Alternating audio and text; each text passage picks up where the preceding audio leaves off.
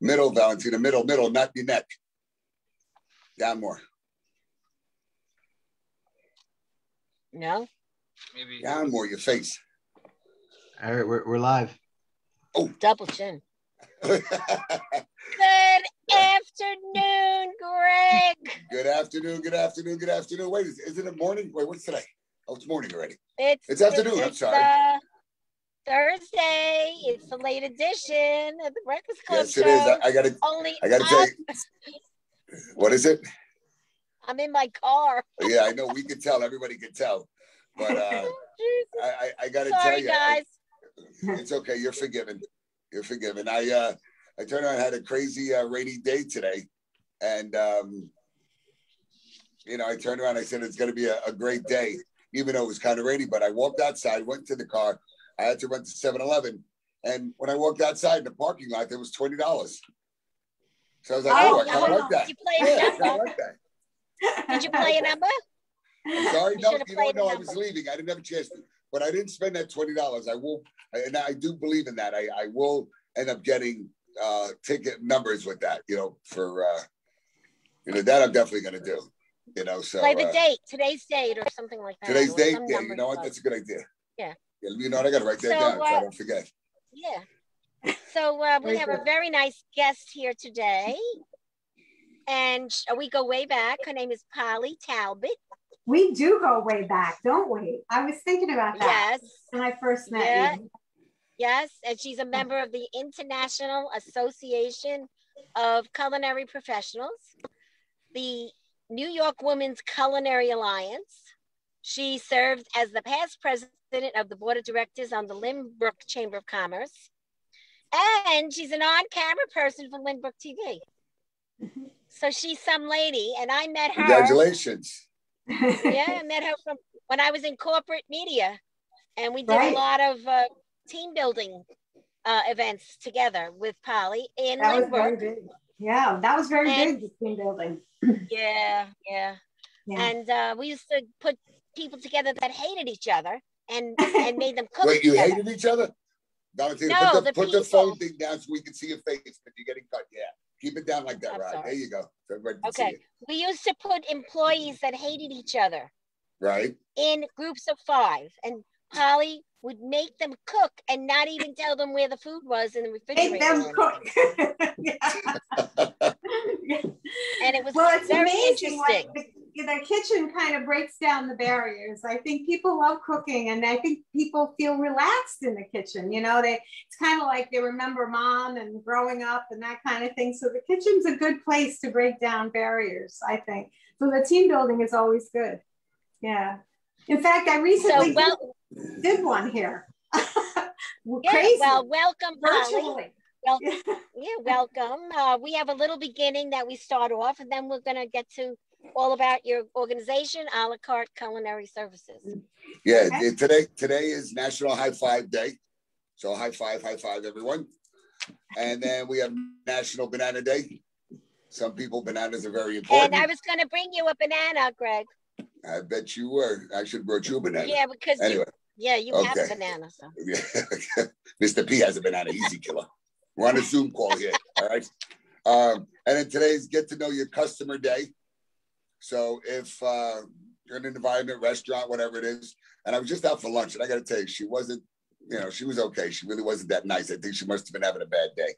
And then final is Military Purple Day, which to me, I find it to be as Purple Heart Day, so National Purple Up Day. So that's what today is. But today's, like I said, is a good day. I was so happy, of course, started the day like that. So, but welcome. Yeah. I got to tell you, Polly, I turned around and I, all of a sudden I said, cooking food. Okay, it smells so good. Listen to me. You have me at hello right now, okay? and you don't live too far, which I find out where you live. And if your husband, your friend, whoever lives there doesn't mind, I'll be knocking on your door. All right. It's funny, Greg, because I just asked her for her home address. So now she's starting to think that we really mean that you're going. Oh God. Oh my God. That's funny. What is this? So Polly, tell us, what is it that you have in front of you right now? Well, what I'm going to make for you today, I thought I would kind of inspire everybody for summer. because it's coming, really. I'm going to make bruschetta. And you might know, but bruschetta comes from the word bruscare, which means to roast over coals. So you toast your bread over coals. So everybody's had bruschetta. You know, a lot of times in a nice restaurant, they'll give it to you first in the beginning. It's just a great thing to make. It's so easy. Just a few little tips. I wanted to show you how to do it. Want me to start doing it now? Are you ready? Yes. Yeah. Okay. Tell us what you're doing. All right. So what I did was I toasted all the bread on one side only. And the reason that you toast it on one side only is because if you've ever bitten into one that's totally hard and not soft on one side, you should know that it cracks and it falls all over the floor. So we don't like that. So this little trick of toasting it only on one side is really great. Then you're going to brush it with olive oil and rub a cut clove of garlic on each one. And you're going to feel like you're not doing anything when you rub this garlic, but you won't believe how much garlic flavor you get in the end. So then we're just going to do all this. And now these are all ready to go. If you're going to put them on your plate with the soft side up, because it's going to be like a little nest to hold the tomatoes when we're all finished. And we got some nice basil here. So this should inspire people to plant their tomatoes and plant the basil and get all excited for summer. So what we're going to do with the tomatoes, we're going to peel, seed, and dice them. So I put little X's in those too. I'm just going to show you how. You're just going to put a little X in the bottom. This is how you tell if your knife is sharp. You're going to put an X in the bottom. And then we're going to go over here to the stove. I'm going to show you how to peel them. What you're going to do, you've got a pot of boiling water. And now when you do this, you're only going to do like no more than 3 at a time. If you do too many at a time, you lower the temperature. But if you can watch these happening, what we're looking for is that X is going to start to open up a little bit. And it only takes, depends on how ripe your tomatoes are. It could take 15, 20 seconds, something like that. If they're not ripe, it'll take a little bit longer. But you want them ripe. This is where you want to use your really nice ripe tomatoes, even though this is not tomato season, but when it is there, you can see it's all splitting. And then I've got a bowl of ice water right here. I'm putting them in. I just want to see if this one's almost. And this is the way you would do if you wanted to can tomatoes. This is what you would do. You would be peeling on something like this. It's also the same way that you peel peaches. So it's the same thing. And so people are ready for peach season. Now this water, this cold water, you don't want to leave them sitting in here for long. It's just to make them cool enough so that we can handle them. I'm getting rid of this. So now all you have to do is, you'll see, you could just slip off the skins. So it just comes right off. I've never done that. Have you, Greg? You don't cook. Yeah, well, no, I used to. She doesn't cook. She boils water. That's about all she does. She's a hell of an orderer. That she can order the hell out of a restaurant. Oh, I'll tell you, even all my culinary friends say the same thing, that even though we cook and we know how to cook, over this COVID like lockdown, we're sick of our own food. Yeah, like, that's very true. true. You've always enjoyed cooking. I've always loved cooking. Always since you were little. Yes, I think I got inspired. My grandmother was a baker. I think before they call them pastry chefs, she was a baker in the local restaurant, the only nice restaurant in the town. I grew up in Ohio, so she was a baker in this restaurant. And I used to sit and watch her bake all the time. And I just loved watching her. So I think that must be where I got it. My mother cooked, but she didn't cook elaborate meals. There were 5 of us and none of us liked the same thing. So she was always doing like very basic stuff. So to kind of try to please everybody. But I think it was my grandmother where I got it. Now you see how I'm going to show you how you put your finger in right at the tip. Use your thumb as a pivot point and take out the core, and the stem end. And then what you do, you cut them in half. This is called like with the equator. There's the top and the bottom.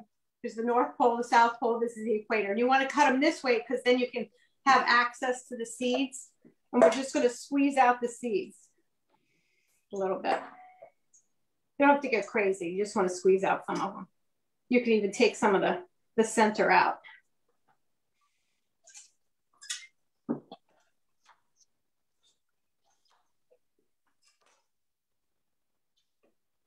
Looks like you have a lot of space in that kitchen, Polly.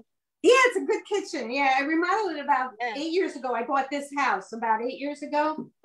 And I actually put the kitchen together with the idea that once I retired, I would be able to cook, you know, teach cooking classes at home. And lo and behold, here we are. and your dream came true. I think my dream came true. You might say that. Yeah. Yeah, well, I know you. How long were you in the class in the building in Lynbrook? I know you were there. I had that school for 21 years. So yeah, that long. Yeah, it was a really long time. But it's, you know, it is what it is, you know, and it was probably time for me anyways to exactly. Yeah. But I'm having fun. You know what I did recently? I recorded we used to do these high school language class programs, French, Italian, and Spanish, 5 recipes in each one. It was a field trip, and the kids would come from schools all over Nassau and Suffolk County. They would come in and they would see these, like, you know, they would have this class with us. We have 30 kids at a time, typically. We'd have 5 groups of 6 kids, and they'd each have a dish to work on. So they came in, we explained the culture, the cuisine, then we broke up in groups, and we had it down pat because we did the same recipes, you know, for each class always, you know. So it was just like, it was really the most popular field trip on Long Island. The kids just loved it. And they would just cook and they'd sit down and eat their lunch. And it was just amazing. They were more amazed than anyone because they made this like amazing food. So I recorded all those, and they're now available on pollytalbot.com. So people can actually buy those and or subscribe. You can buy or subscribe, and then and do the same thing. So the kids can do it. The teachers can kind of coach the kids if they want. And I'm always available to do these like little things, you know, the virtual ones as well. So look what I'm doing. I'm squishing it down. I'm squishing it down so it's a little bit more flat. And then I'm going to cut it.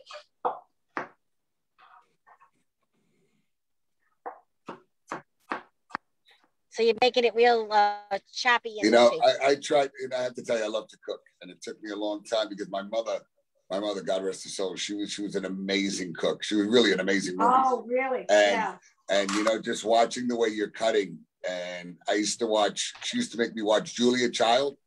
Oh, I love her. All right, that's how old I'm showing my age here. And I used to watch her cook and see like the way you're cutting right now? Yeah. It was so funny because my mother, like for instance, if you back in the day when you would cut an onion, the whole entire kitchen would smell. And now the onions don't smell like, you know, they used to. You know, they're not as strong or as potent, you know. And I think it's from all the chemicals and everything. So I think fruits and vegetables, I say they're not as tasty as they were back, you know. Sometimes I think you're right. Certain things are not as tasty. Certain things, yeah. But my mother had a cure for everything, you know. Like I have a problem with my arm. And my mother would turn around and she said, here, let me make something for you. Like, I'm telling you, if I had a problem with my leg, I'm like, Mom, my arm's hurting me right now. And she goes, here, let me make something for you.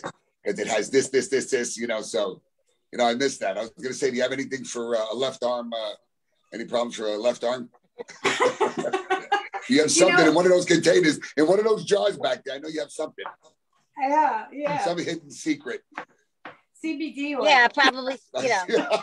Well, yeah, you can get that. Why not? Yeah, but that doesn't work. It doesn't work. That works, yeah. Oh, that's true. But I'm a firm believer in that, though. Every time, any kind of ailment, I first Google like homeopathic cures for, right? And then I'll always find something. I'm an apple cider vinegar freak. I'm always with my apple cider vinegar. You know, it's like I believe that food can be used a lot like medicine. I think a lot of people use a lot of things they shouldn't be using, just just because they don't know any better, Right. Well, They always say That's blueberries. Now I love blueberries, and I remember I was told that blueberries help memory. I've had a lot of concussions, so I eat blueberries every day. Do you really? Yes. Yeah, so I turned around. See that? You guys have something in common. I'm sorry? I said you guys have something in common. You Yes, both we do. eat blueberries. That's it, blueberries. So every day I eat them now. You know what? I have in my refrigerator, you can't see it, but I could show you. I have lists inside my refrigerator. When you open it up, one is for arthritis. If I have arthritis problems, I know I have to eat that. And the other is for brain fog, I call it, and it's all these things. And whenever I feel like spacey, I go in and I look and I make sure I'm eating everything, grab some walnuts or whatever. And I think it really works. That's pretty good. Brain fog is very popular right now. I tell you, everybody has it. Everybody's got brain fog, don't you think? Yeah, right. That's for sure. Right. Try to tell us you don't, right? Polly, the Italians, my mother, she didn't believe in measuring. No. So, nobody did. Never. But you know what, though? It's a funny thing. You say that. They don't. I never recall my mother ever measuring anything. No. And it always came out the same. And I have to tell you, even when I tried to do it like my mother, and I love to cook, and I have to tell you, she would make things and she just grabs it. I'm like, Mom, it says a cup. So she would just look and she just knows how much. If she has salt, she would just grab the salt thing and just put it in. And she goes, well, that's about a cup. That's about it. And you know what? It always came out perfect. It's amazing. That's always been my goal, to teach people to cook like that. I mean, I think they have to start with a recipe so they get an idea, right? But I think that's the best way to cook. It's fun. Right? Yeah, it's true. I definitely, you know what? Yeah, well, yeah. Winging it, like my mother used to say, there's no mistakes in the kitchen, okay? Because you could always fix it. But I have to tell you, I remember one day I got really, really excited. I just came out of the Marine Corps and I wanted to cook a salmon with like a Dijon sauce. I made vegetables and blah, blah, blah. So, I made the salmon. I tried to make the Dijon sauce thing. It was a little too tart. So I ended up putting, too tart. And I put too much, the salt thing, shaker, the salt. When I poured it, it opened. So a lot of the salt, So that's now my mother said the right? only way, right. So my mother said, whenever you make something too salty, just use brown sugar. Well, I must have taken half a package of brown sugar and I'm mixing this thing. And then I was like, well, to me, it wasn't that bad. I mean, I'm like 22 years old. And I'm like, well, I know I would eat it. All of a sudden, my parents came home and I had the place setting all made. It looked really nice. It really, really did. And then I said, guys, taste it. And I never forgot when they turned around, they took a bite. They're like, oh, it's really, really good. And then I just heard my father like spitting it out in the napkin. And he said, listen, why don't we just all go out to eat? I said, what's the matter with you? He goes, no, we're just not in the mood for fish right now, but we're going to save that. Go put that in the refrigerator and we're going to save it. They didn't want to break my heart, And I was like, what's wrong with that? What's wrong with that? But it was really funny. And when my mother and my father told, they would tell you that story, they were like, my God, it was so sweet, sugary, and so it was just, there was nothing. You should have just not put it on. But I tried at that time. We used to have a problem in the school with we had a little salt dishes, right? That all around the kitchen, everybody had one, and it said salt on the side, right? I have to say, it said salt on the side. But this one time they made, two times they made a cake, and they thought one was a like a walnut cake, and it looked beautiful. It came up so gorgeous, but they had used the salt in place of the sugar. They thought it was sugar, right? So they used a whole container of the salt. They said, we thought that was measured out sugar for us. So that was bad. Then we did a Pavlova one time. Pavlova, those meringue shells? Yes. This Pavlova looked amazing. It was the best looking Pavlova. It wasn't as cracked as they often get really cracked, which is normal, right? But there were almost no cracks in it. It was magnificent. So we go to eat it, and it's like, oh my God, it was salt. They used the salt instead of the sugar. So I said, you know, that was the time when I was still food styling. I said, that's a good food styling trick. Oh my God. So pretty. It came out so pretty. Yeah. Listen, I just wanted to give a quick shout out, naturally do a quick shout out. Thomas Michael Kalbinski. I just don't want to pronounce it wrong, but how are you, buddy? Oh, Phil Versa. Hey, Thomas. Phil, how are you, buddy? Phil Verso, Cherry Production, books all the bands. He's a great guy. Eliza, good evening. Our new president for Malvern Kiwanis. So very excited about that. Then we have, look at the Belmore Kiwanis. Andrew, how are you, buddy? And you're not leaving, and you know what I'm talking about. Susan, good afternoon, honey. I hope you're feeling better. I know you're a little bit under the weather, but I know you'll always pull through. Looking forward to seeing you soon. Stacy, how are you? Debbie Vendito, how are you? I haven't seen you in a while. And Teresa, you know what, Teresa, I didn't realize it was you. I keep seeing Teresa Capitelli, not realizing which Teresa it was because I didn't know your last name. Sweetie, thank you so much for watching. Gina, how are you? Rob, Bubba, hey, what's going on? Hope all is well. Say hi to the fellas for me. Carmen, hello. Denise, Taboo, hello. She's the president of Franklin Square Kiwanis. So I have to make sure I let everybody know. So I'm greeting her and saying hello in case I missed her. And you know I never miss you anyway. Heidi, love. How you doing? Heidi she's a German woman that could really cook German food. This woman is, I got to tell you, I mean, I haven't tried your food, and I know your food has to be really good, Polly. But Heidi, she's no joke. My son, John Gregory, I'm glad he's feeling a lot better. He got hurt at football yesterday, and it turned out that it's just a bruised knee, and he'll be ready to rock and roll soon. So I'm very, very excited about that. Michelle Asta, how are you? Hearts. John T. Hansen, how you doing, buddy? And in case I missed anybody else, Charles is our karaoke guy. We have a really big karaoke contest coming up at the club every Thursday. So you guys got to come down to G's, 157 Hempstead Avenue, to sign up for karaoke. It's a $500 prize. So, Polly, I know you could cook, and I know you probably could sing also. So that means she's going to be down, Charles. Don't worry. I love to watch karaoke. You love to watch. I love to watch everybody else. Oh, my God. We're going to have some great singers. You guys got to come down anyway. So, and then we have Steven Gaffer. He comes from WLIR, and I got to tell you, very loyal friend. And it was always checking up on me. And he's one of the people I have to say thank you so much for everything you've done. Rock, how are you, buddy? He is a star. I got to say, Rock Starzl. And he's just an amazing guy. He really is. You got to come see him sing. And that's it for right now. And if I missed anybody, I'll get back to you. Okay, sorry, Polly. And Greg, I wanted you to know, Greg, tonight there's a bunch of nice women coming with Asia, the continent. I'm not going to be there, but they're coming to do karaoke. She's a singer. Oh, okay. Her name is Asia, the continent. Yeah. Okay, all right. So I'll keep an eye on her tonight.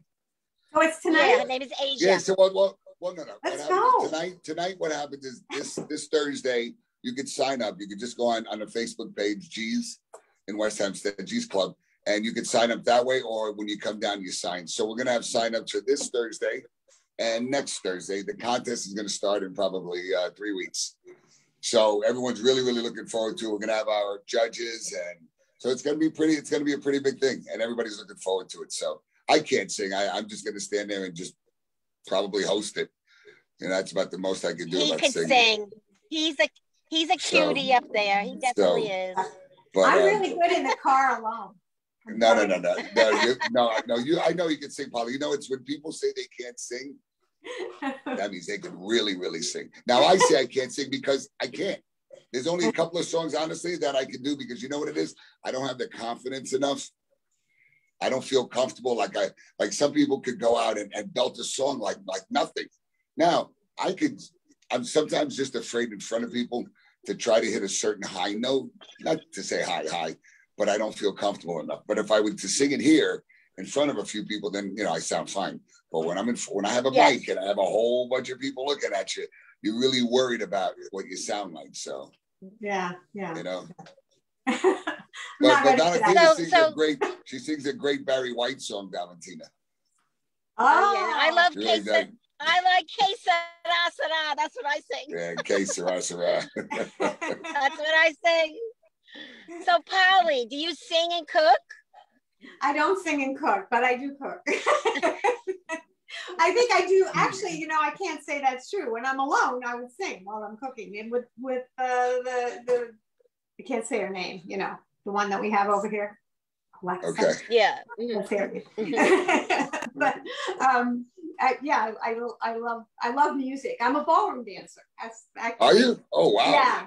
Yeah. We're finding out a lot about you. Oh. Finding out a lot We about have to you. come and watch you. Yeah, Rich, I'm sorry I didn't say hello to you. Rich Covey is my cousin, my brother, my dearest friend. He means the world to me, so I'm really sorry I didn't shout you out. I'm sorry. And anyway, getting back to you. Now, ballroom dancing, that means, I know Fred Astaire used to have the school, the Fred Astaire school. And I had a friend that passed away. Him and his wife used to go. So, and I would sit there and I'd say, Eddie, you know how to ballroom dance or hustle? And he would grab his wife. It was Ricky and Eddie, very dear friends. And when I tell you, they would dance. And I'm like, how the hell did you learn how to dance like that? But they would go to the Fred Astaire ballroom dancing. Yeah. You know? need lessons. Yeah, you need lessons. Yeah, definitely. Some people like to dance and they brag about how they never took a lesson, and they think we don't know. Oh yeah, that's right. That's right. Oh, that's I never right. took a lesson. It's Yeah, like, how did you do all of this? And meanwhile, I know you could. I mean, I know you really had no rhythm at all, and all of a sudden you're spinning, you're going behind your back, and yeah, of course. Yeah, you know, everybody misses it. Everybody who dances is like real sad because that was just one thing really went right away. Yeah, yeah. COVID, but you know, I think it'll start up soon, and there's some places I've heard where, you know, the rules are you come with one partner, you don't, because usually in ballroom dancing you trade partners all the time, you're always dancing with somebody different. Right. That's not good now, but the rules were you come with one partner, you wear a mask, and you only dance with that partner and stuff like that. So, you know, but eventually it'll come back. It will, and I'm sure you're probably one of the best ones there, I'm sure. Oh, I don't know about that, but I love it. I love it. It just like puts a big smile on my face all the time when I'm dancing. I love dancing. And it's good for your social life, right? Yeah, you meet a lot of people. Now let me ask you, Polly, do you have children? Or? I do. I have one son, and he's 39, and I have two and a wonderful daughter. Wait, hold it. Wait, what did you just say? He's 39. Yeah. Oh, wow. Oh, well, I was 12 great. when I had him. Okay, there we go. Because you know what? I didn't want to say anything after that. I was like, oh, wow, you look great. You look fabulous. He's beautiful. He's going to have to start lying about his age. Wow. Yeah, okay, but I have two grandchildren who are just the most precious. An 8-year-old boy, Leo, and a almost 4-year-old girl, Emmy. So I take care of them on Mondays. It's like my best day of the week. It's the best. That's great. There's just, in fact, I went over this morning because I needed to borrow something from them, and my Emmy sees me walk in the door, and she, Grandma, you know, like, and then hugs me and kisses me. Grandma, can I come home with you? She's just like so sweet, and just, you know, those hugs and kisses are, you know. That's like the best thing in the world, the right? Best. Yes. You know what? I'm waiting for grandkids, but I don't know if I'm going to get those anytime soon.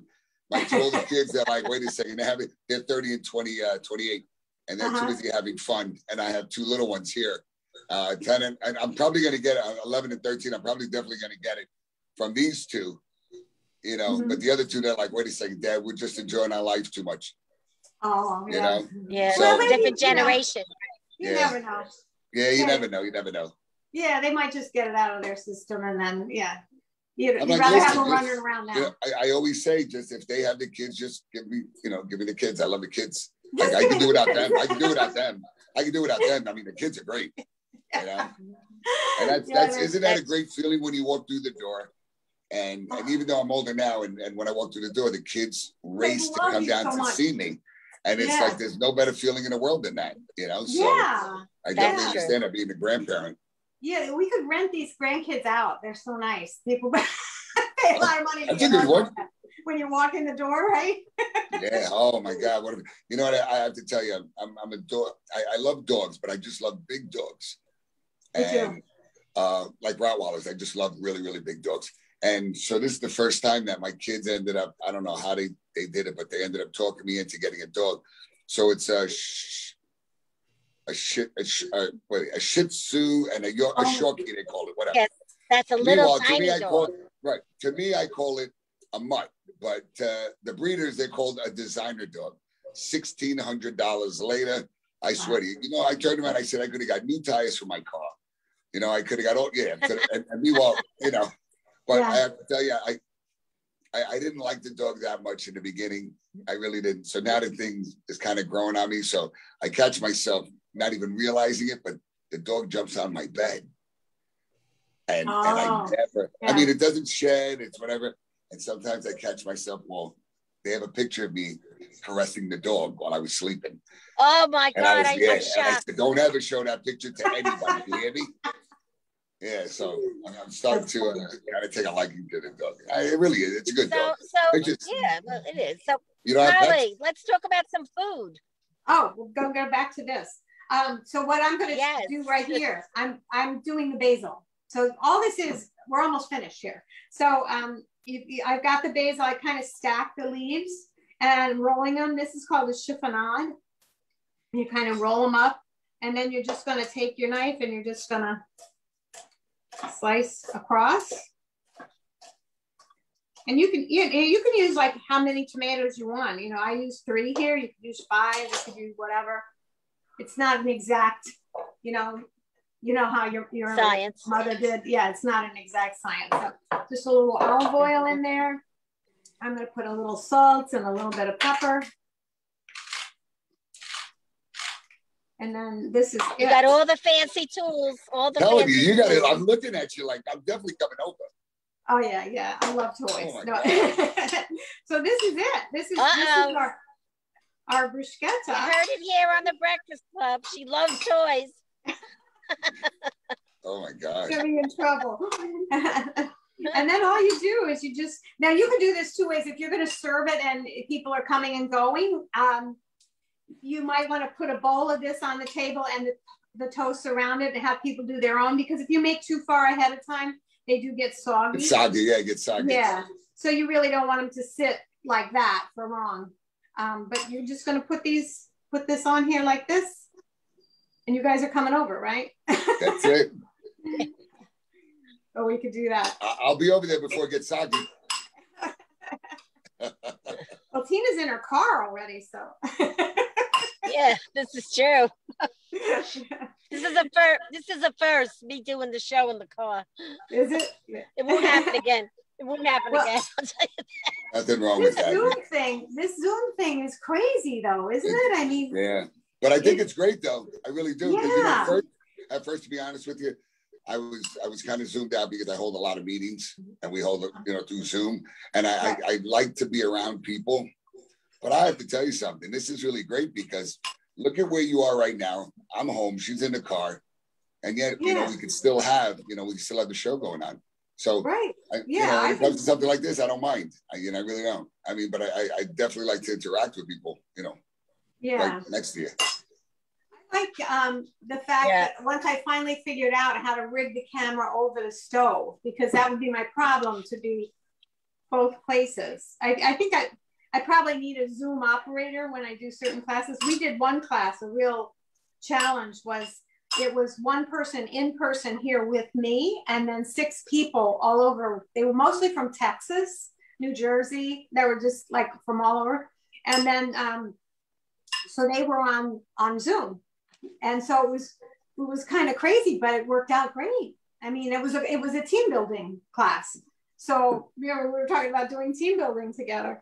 It was a team building class, and they actually were able to talk. And then when we sat to eat, we turned the camera so that they were eating and we were watching the little squares of everybody and chatting. It was great. It actually sounds terrific. I mean, who would have thought we could do it like that? But it did. It worked out great. Well, today's world, you could do just about anything.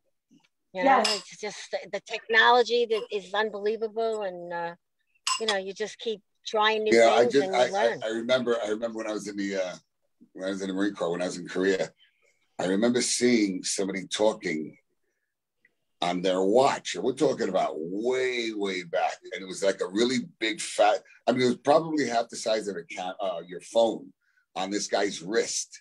So they had that long time ago. It just wasn't perfected. Right. You know, just like the regular cell phones. You know, you remember the commercial? Can you hear me? Can you hear me? Can you hear me? It was always, can you hear me? Can you hear me? And it really is with technology. Still doing that. Now it's, can you see me? Can you see me? Can you see the pot? That's right. Yeah, that's right. That's right. Yeah. Now, wait a second. Who are you putting all of that out for? If you want me asking you. Stop. I'm going to stop. All right. So really, you have all this food after you do these classes. Do you invite people over really and say, come and eat? Sometimes, you know what? I'll bring stuff over to my son. Actually, I made something this morning because I had a class this morning too. And I figured I'll bring him some stuff. But the profiteroles were crazy because I did them a couple of times, and I was like, I put them in the freezer. Then somebody says, let's come over to my house. I go, oh, can I bring profiteroles? And then the cheese puffs too, because I did some stuff for News 12, and then I did some stuff for a school. And so I had all these cheese puffs. It's pretty crazy. It's pretty crazy. But that was the funniest part when I realized, like, at the end of the class, I have all the food. But it's a little crazy. Sure, but, yeah, it's fun. So now, what did you put in there? Did you use vinegar and oil? What did you do? No, I did nothing. Just a little olive oil, salt, pepper, basil, and that's it. Yeah. Sometimes you'll see people put a splash of balsamic vinegar in, but I don't do that. Yeah, you do that? Yeah, we like the balsamic. Yeah, but not too much because I don't like it to be too tart, too sour. Yeah, and you don't want the runniness either. Yeah. So that's good in there too. Yeah. But this is your straight great appetizer. So easy. Yeah, great appetizer. Good when people come over just for a snack. Yeah, you know what? We've been making it in the school for years, and I was having company one day, and I said, "Oh my gosh, I don't have any appetizers," but I had 2 tomatoes, and then I've always got a half a loaf of something frozen in the freezer, you know. So I said I can make bruschetta. It came out so great. I said, "Why don't we make this at home more?" It's so easy, and then it's delicious. What's wrong with garlic and basil and tomatoes and olive oil? Now, when you watch all these shows, do you watch all these cooking shows? Do you watch them? Not so much. Not so much. Occasionally, of course, yeah, but not so much. There's so much going on online with all those little like Instagram things, and there's so much going on. It's great. You learn a lot. You still can learn a lot because I think what's fun about the online stuff and the Facebook things and the Instagram things is people are thinking outside the box, because so long we've all been like tied to like French cuisine is the base cuisine, and it has to be this way and it has to be that way. And then there's these young new people that are coming up with like, let's look at it a different way, right? And you see some really fun things that aren't classic French cuisine, Right. You know what? Just the other day, I never knock anything because you never know till you try it. Okay, just like they say, peanut butter with banana or an apple or And one of my friend's kids gave me a sandwich, and he says, "Are you allergic to peanut butter?" I mean, when I was a kid, I don't know anybody that was allergic to peanut butter anyway. But so he gives me the sandwich, and I was like, "Wow, this sandwich has banana. It tastes like banana." And what he did was, he took the banana, kind of heated the banana a little bit to make it. It was a ripe banana, and he took peanut butter, and with a little vanilla extract, and mixed it. So it just really looked like peanut butter. And he had the banana in there and you just put it on bread. And I got to tell you something. It's almost like eating it, just taking a piece. But when he gave me the sandwich like that, I'm sorry, with the not apricot. What's the other one? Orange. It's a jam. Maybe an orange or apricot, marmalade. Yeah, something else. Marmalade. Yeah. And I have to tell you something. It was pretty good. I mean, you never. National Banana Day. You try it. Yeah, that's right. And it's National Banana Day. You know, are you a meat person more, or a fish, a seafood person? What's your preference? Oh, I eat a lot of fish. Yeah, salmon, Yeah, so do I. scrod, cod, swordfish a little bit, tuna. Do you like it well cooked? No, I like my salmon mushy, a little mushy. Okay. Yeah, I don't like it. Yeah. But I like it crusty. I have this great technique. It's so simple to cook salmon. You take your broiler pan and you put it in the oven way like this far from the broiler element, right? Heat the pan like crazy. Put the salmon, olive oil, salt, and pepper on the salmon, and pull out the pan, put the salmon on, shove it in, 4 minutes. It gets crusty on the outside then. And then it's nice and mushy inside. And I love it that way. Yeah. And it takes what? 5 minutes. Yeah. You know what that reminds me of? Is when you do a creme brulee, when you take the little torch and it, just like that, just to get it nice and crispy. That's delicious. Yeah. You know? Yeah, I love that. I love that. Yeah. So what's your favorite big meal to cook? Like turkey dinner, Italian, you know? No, I think my favorite meal would be Thanksgiving dinner. That's I don't know if it's just the food. I think it's the fact that there's people and it's family. There's no pressure because it's not like Christmas when everybody's got to worrying about gifts and things like that. It's just like people getting together and, you know, having some wine and having a turkey and having some mashed potatoes and all those good things, you know. There's not that much creativity in it because you're making it, you know, you're going to make turkey, you know, you're going to make stuffing, and you know, you're going to make mashed potatoes, and you know, you're going to make gravy. Exactly. So, you know, you got a few things you can fool around with, but you got to have well, in my family, you have to have cranberry sauce. I mean, it's all a given. You know? Right. Yeah. You see, even turkey. Absolutely. Now, you know, now, even when I cook a chicken, all right, I cook a chicken upside down. I turn my turkey upside down. Yeah, well, I mean, I do turkey upside down, but that's how much I see turkey. I don't really care for so much because it's dry. But when you do cook it upside down, of course, you get the juices from the dark. That's why I do it with the chicken and so forth. But have you ever had a deep fried? I mean, my friend almost set his garage up on fire one time, first trying it out. But I never had the opportunity of trying a deep fried turkey. And they said it's great. No, I had it once. I've heard that. Yeah, it was great. Yeah, it goes down in there. There's no stuffing or anything in it. So the oil and everything goes down in there. Yeah. You should do it outside. Yeah. But it goes in there, it cooks it fast, and it's delicious because it's moist inside because it gives that shell right away. Right. Keeps the moisture in. Yeah, that's a really good way to do it. Yeah. But I always do my turkey upside down too. Oh, good. Oh, you know what? You're definitely a great cook. I always get if you do that, I get a brand new pair of rubber gloves for the deal. So, because when you turn it, you really need rubber gloves to turn it, right? Like, brace yourself and flip it. Oh, that's funny. So, what do you offer to people? Like, you know, what kind of classes? You know, is it for young, for old? Is it for couples? You know. Well, you know, I do pretty much. You know, anybody who wants to listen to me, I'll teach, right? But I do some special needs classes, which is always very rewarding and it's fun, and that's a lot of fun. I do like mothers and daughters want to cook together. I just did last week a mother and a son. Her son is 27 and she's kind of helping him, you know, get on his feet to get out. And so she said he's going to need to cook, and he was good. He liked it, you know. So we were making things. We made risotto because he loves risotto. So we said, well, let's start with what he loves, right? So we did the risotto and we did chicken piccata, which is my favorite thing to teach people, because with chicken piccata, why? What's that? I said why? Why is it the favorite? It's my favorite thing because you learn everything in it that you need to know to cook. You learn to do your mise en place, which is just basically getting everything out and measured and ready to go. You can learn to saute, which is high heat and the secret to quick meals. So everybody should know how to saute.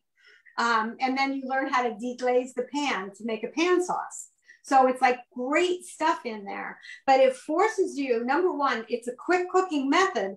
So you have to have your ingredients all laid out and prepped and ready to go, which is one of the most important things that I teach people, I think, is that you have to be organized when you're cooking. And when you're doing something, even like the risotto we did the other day, you have to have everything ready because you have to stay and stir it. You can't now stop and chop something or go get the cheese and shred it, or, you know, or go get whatever you need out of the refrigerator. You need to stay with it. So it teaches you to organize yourself and do your mise en place, which means put in place or things in place. It's a French term, but the term is so important. They use it in kitchens all over the world. They'll be saying mise en place because it's like critical when you're cooking that everything is ready, because you know yourself. Like, and I'll find myself even cheating sometimes, and I'm sorry that I did, you know, because you kind of have to turn off what you're doing and go chop or do whatever you have to do. You know, so if you have all your ingredients, they usually have everything all laid out right before, you know, in front of the stove in the order that you need. And then you cook, and it's a pleasure to cook then. It's a pleasure. And I think people don't, they don't teach themselves to do that. And that's why they don't enjoy it, because they're constantly like scattered. They're confused. Yeah. I tell people to go in the living room with your recipe, read your recipe first. So you know what you're doing. You have a mental picture of what you're doing. And then you go in the kitchen, you do your mise en place, you get everything out ready to go. And then you start. And then you don't even really need to look at the recipe because you're comfortable and you know what's going on and you're ready to go. So I think it's the most important thing is to learn to do your mise en place. And then a few knife skills, you know, like to teach somebody how to hold the knife. You know, this is the grip I teach, is you pinch the blade and wrap your 3 fingers. And the knife is made to rock like this. It's not made to really bang. It's made to rock. So you can rock through the food. Yeah. The other thing is to teach them the claw grip so they don't cut their fingers off. So you got to use the claw grip to hold the food. And then you cut. That's a nice grip. And this is the kill grip. No, I'm sorry. I'm joking. I'm teasing. And then the other thing, people are afraid of sharp knives, and the sharp knife is actually a safer knife because you're less likely to push around and slip. You know, a sharp knife is just going to glide right through the food. Yeah. And then it went through my. You see, when you say that, it's so true. That was, and again, one of the other times when I was cooking, I cut the tip of my thumb. Yeah. Because my mother had these beautiful, and these things are a fortune. Like your knife, you know, they could be up to over $100 for a knife. I'm like, $100 for a knife? Yeah. Are you kidding me? So my mother had all of these things, and I remember I was just in a rush, and I'm cutting bread, the Italian bread, and I'm cutting, and then I don't know what I did, but when I went like that, all I know is I just looked at my thumb and just the tip was hanging off. And that was like, you know, so that was like my early cooking years. You know, the other thing is, you know, when you have your cutting board out, if you don't have anything underneath it, you know, it slips around. And so when you're cutting, your board is going to slip. But I use these little green mats, or they come in yellow or no, like beige and green. They just shelf liners you get in the grocery store, but then you put your board on it and it's a non-slip. So it's a non-slip kind of thing. Yeah. People can use a wet paper towel for the same job if they have, you know, if they don't have one of those little mats. But it's great to have them because it just makes it secure, and you need to get, you know, set up. I think that there's just little tips as far as cooking that people need to know. The rest is just do it, you know? Right. In fact, they were running it actually on Limburg TV today. I saw it. I did a little while back. I did basically it was just our safety talk at the beginning, and it was all about basically using your knife, about measuring utensils, about your mise en place, and it wasn't even cooking, but it was telling you how to get organized. And I think that's all people need, is to get organized, and then and the rest is easy. Prepare, right? Yeah, that's true. But you see that word? You see that big word, organized? That's a huge word. Organize. Yeah. Okay, Valentina, look, you see her face that ready? That is very true. Okay, Valentina, if she could listen to me, and if you don't believe me, if she could right now grab her phone and just tilt it to the back of her, and you can see what that truck looks like, you'll see what I'm talking about. You'll see. I'm telling you, she knows that. Well, my car is my office. Oh, my God, you would die. You would die. I'm telling you. But it's very organized now. Can you show the audience how organized it is? Look. Go ahead. Look at the back. Organized. Show the back seat. Look at that. Yeah. That's organized. And you didn't even see the trunk. And that's clean right now. No, that's not the trunk at all. Okay, that's clean right now. So hey, that's what goes on when you're a busy lady. That's it. That's true. She really is. That I have to say. Now, how does anybody get a hold of you, Polly? I have a website, pollytalbot.com. And they can call me. It's on my website. They can contact me through the website. It sends it right to me. They can call me. My number is on there also. And I can tell you what it is. If you want my number. Sure. It's 516-317-2075.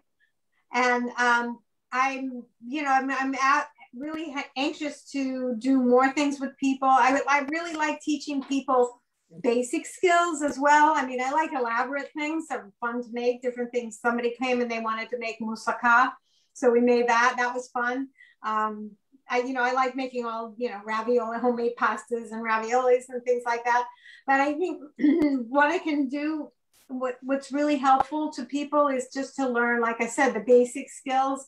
I like to teach chicken piccata, like I said. I like to teach them to steam a vegetable, to roast a vegetable, to saute a vegetable, and a couple of ways to do potatoes or rice. I mean, those things, if you get those things up your sleeve, then you're kind of like out, and you can kind of adapt anything. It doesn't take a lot to really learn how to cook. It really now what if somebody wants to hire you for a party?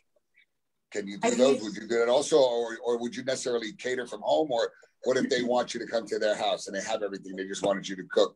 Can you do that, or you don't do that? I don't do that. I have a chef that used to work with me that wants to do that. So he's good at it. He's been doing that. So yeah, I would refer him. Yeah, I'm not. I don't do that. It's too much schlepping for me. It's like having Rachel Ray come to your house, right? Too much schlepping. Yeah. That's probably fun. Yeah. They come here. I know what I have. I have everything I need. Everything is organized. And organized. I got to stay organized. I know. Keep saying it. Maybe she'll understand it. But go ahead. I'm sorry. Yeah. No, I've been to people's houses. back in the day, Polly, you used to do theme parties, right? Oh, and when the thing goes away with the COVID, I'm sure you go back to that, right? Well, I don't know. I don't have the place now. So I don't know that I'll actually do that. I kind of feel like it's time for me to go a different path. I would love to help people organize a cooking school. If anybody wants to put up a cooking school, I'll help them.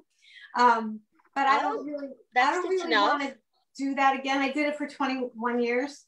And having a small business is hard. A small business is hard. Stressful work, and I think I'm done with that. Definitely, I'm with you on that. Definitely. Yeah. And then you also got niched up, right? You got taken up by the town of Lynbrook. They made you do everything, right? You were on every committee and doing so much. I know. Yeah, the one girl that used to work for me, she said, used to say, Polly, say no. Polly, say no. So Polly, wait a second. Polly, that means, since you don't say no, Polly, I think I'm going to get you involved in something. I think I'm going to have you as a Kiwanian. Uh-oh. Okay? I like that. You don't say no. The we don't have any cooks. We don't have any chefs. We have enough attorneys and judges, but we do a lot of partying. You're there in the Malvern Kiwanis? Yeah, well, that just started. It just started. I just got it off the ground. That's really funny. Wow, Malvern Kiwanis.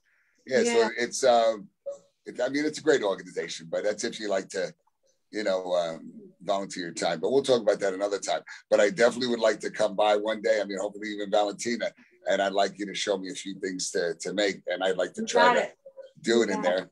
And that would be nice. That would be really, really nice. I'd like to thank you so much for being on the show. We really, really appreciate it. Oh, you're so welcome. It was fun. We had a couple little quick shout outs there. Everybody loves it. Loves what you're doing, by the way. You'll see it later. I have to say hello to Marge. Marge, how are you? Arthur, how you doing, buddy? before I forget, this weekend, Friday and Saturday, we have Remedy. They're playing at G's on Friday, and then we have Off the Hook. They're going to be playing on Saturday. So I didn't forget that. Marge, how are you, love? Say hi to the hubby for me. Jennifer C, how are you? Jenny A, how you doing? Mickey, hello. So before I forget anybody else, and Ronnie Valentine, how are you, buddy? This guy must have the biggest truck in Long Island. The thing's like 12 feet tall, and you can't even climb on it. You need a ladder. Yeah. And then Amy Nuzzi, how are you? I'd never get in it. Yeah, no, you'd never be. If I could barely get in it, I'm 6'4". But you push me in. You need a ladder to climb up this damn thing, but it's a beautiful thing. But again, and I wanted to thank Oral Puro Jewelry for all your jewelry needs. I want to thank NV2. It's a great hair salon right there on Dogwood and Franklin Square.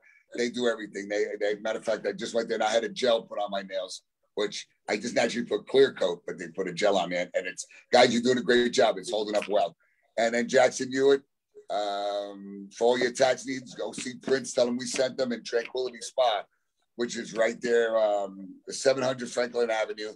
It's a great place for all your massage needs, foot massages, neck, and they have a beautiful salt cave there. And again, Polly, thank you again. You're so welcome. Really appreciate that. Yes. But now after the show, I think I could be there probably in about 15 minutes. So you can save all of that stuff for me right there. Because otherwise I'm eating an entire plate of bruschetta by myself. But again, I'd like to thank you so much. Well, yes, Polly, you're a doll, and you're going to the spa. I'll be mailing you. That's why I asked your address. Oh, I'm sending you a little gift. You go to. No. Why mail it? I can bring it over to her, for crying out loud. I can bring it over. Why do that? We don't want to waste this time. Betty, thank you so much. Wow, that's so sweet. But thank you again, and thank you everyone for watching it. Yes, thanks a lot. And Valentina, it's not a wrap yet, because Monday, everybody, is our 150th I'm sorry. show. You're right. I'm sorry. Our 150th show. And I can't believe Valentina. So everyone's welcome on Monday. The show starts at 12. Doors will be open at 11 a.m. Anybody's welcome to come in, and we'll have bagels, coffee, and whatever you want. You can even drink if you want. Polly will come there and probably cook a full-blown 7-course meal. Okay, in case she's not there, we'll just go to her house. No, I'm just joking. But again, it's our 150th show, and we're looking forward to it. And now I can say, Valentina, it's a wrap. Thank you.